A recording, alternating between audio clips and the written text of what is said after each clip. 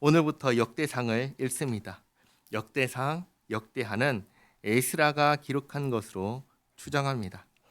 이스라엘의 역사를 간단하게 말씀드리자면 출애굽 후에 약속의 땅에 들어갑니다. 사사시내를 지나서 왕정 시대가 시작됩니다. 솔로몬 왕, 다윗 왕, 사울 왕, 다윗 왕, 솔로몬 왕 때까지 통일 왕국을 지나고 솔로몬의 아들 르호보암 왕 때 나라가 남과 북으로 갈라집니다. 북이스라엘은 주전 722년에 아수르에 의해서 멸망합니다. 남유다는 586년에 주전 586년에 바벨론에 의해서 멸망하고 포로로 잡혀가게 됩니다. 그리고 3차에 걸쳐서 귀환하는데 2차 귀환 인도자가 에스라입니다. 에스라는 누구냐면 모세의 형 대제사장 아론의 후손입니다. 레위 사람이고 율법 학자입니다. 도대체 우리가 왜 바벨론에서 살아야 했는지 그 원인을 율법을 통해서 깨달은 사람입니다. 원인이 뭐지요? 하나님의 말씀을 듣지 않고 순종하지 않았기 때문입니다. 그래서 귀환하면 이스라엘을 하나님의 말씀대로 살도록 가르칠 것을 서원했습니다. 그리고 돌아옵니다. 돌아와서 봤더니 우리가 바벨론에 잡혀가서 살아간 지 몇 년이 지났냐면 100년이 지났습니다. 정리할 것이 산더미같이 많았습니다. 무엇보다도 우리의 정체성을 분명하게 정리해야 했습니다. 그것을 족보라는 형식으로 정리했습니다. 그래서 역대상 1장부터 9장까지가 족보인데 이 족보를 기록한 이유가 우리의 정체성과 뿌리를 분명하게 밝히기 위해서 그렇게 한 겁니다. 그 다음으로 우리에게 왕이 있었고 역대 왕 중에서 가장 하나님 중심으로 살았던 왕, 하나님께 영원한 나라와 왕권을 약속받았던 왕 다윗 왕을 이제 모델로 제시합니다. 그게 역대상 10장부터 마지막 29장까지 다윗 왕의 역사를 중심으로 기록한 이유가 이것 때문입니다. 그리고 역대하는 솔로몬 시대의 성전 건축부터 시작해서 남북 분열과 멸망 그리고 하나님의 은혜로 귀환하는 데까지 기록했습니다. 이렇게 보면은 역대상, 역대하의 성격이 교과서라는 것을 알 수 있습니다.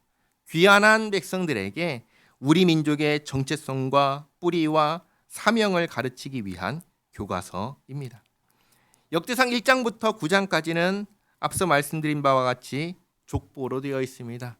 귀환한 우리들의 정체성, 뿌리를 밝혀주는 겁니다. 그러면 이제 1절을 보시면 가장 먼저 누구로 시작하지요? 아담으로 시작합니다.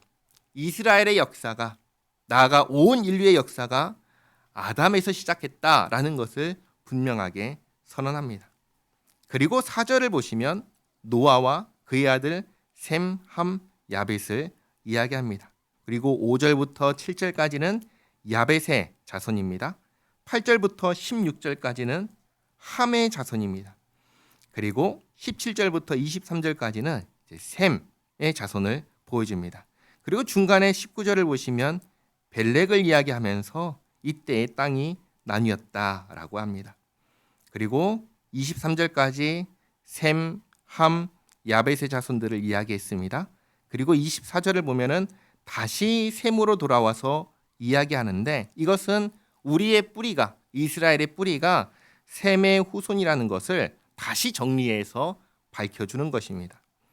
그리고 28절을 보면 아브라함에게 두 아들이 있다고 나옵니다. 이삭과 이스마엘입니다.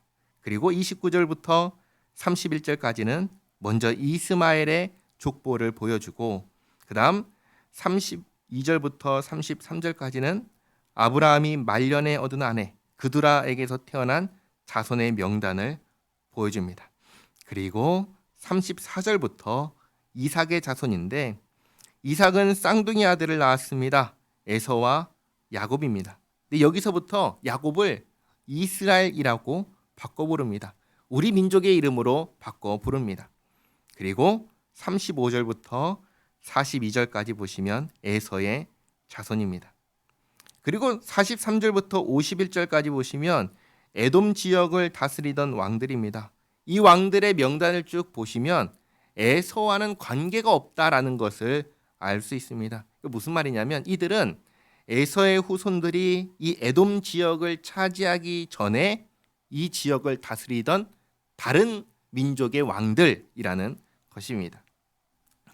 그리고 쭉 내려가서 51절 하반절부터 54절까지는 에서의 후손으로 족장들의 명단을 보여줍니다.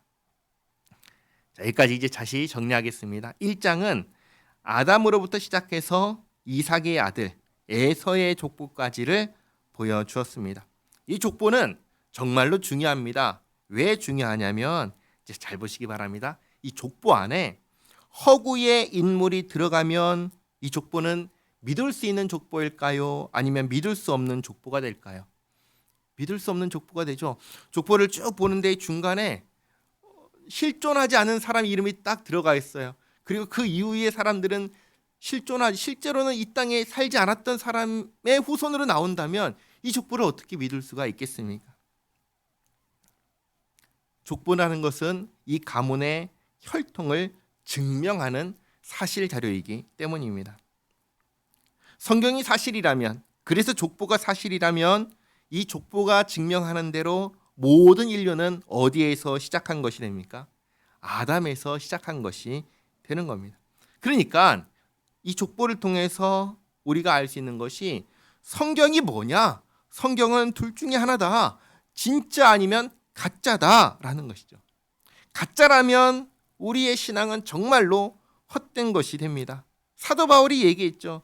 이 세상에서 가장 불쌍한 사람이 될 겁니다. 그러나 진짜라면 오히려 반대로 우리는 이 세상에서 가장 복된 사람이 되는 겁니다. 자, 그러면 질문 드립니다. 성경은 진짜입니까? 가짜입니까? 말할 필요 없죠. 진짜지요. 그러니 우리는 이 세상에서 가장 복된 사람들입니다. 하나님께서 이 성경대로 예수님을 보내주셨고 우리를 구원하셨기 때문입니다. 그 증거가 무엇입니까? 세 가지가 있습니다. 첫째는 이 족보를 따라서 예수님이 오셨다는 겁니다. 둘째는 2000년 전에 있었던 실제로 이 땅 가운데, 이 세상 가운데 있었던 십자가 사건입니다. 그리고 셋째는 예수님께서 부활하시고 생긴 교회입니다.